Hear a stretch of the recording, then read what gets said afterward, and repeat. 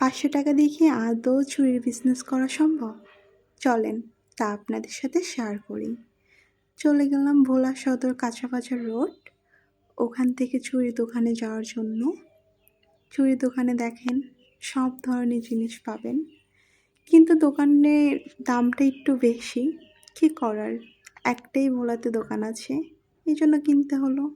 500 টাকার ভিতরে আমি কত কিছু কিনলাম।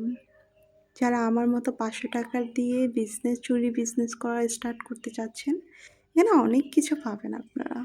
এই দেখেন, আমি চুড়িগুলো কয়েকটা শেপে নিয়েছি, কয়েকটা শেপের বানানোর জন্য কয়েক ধরনের চুড়ি নিয়েছি।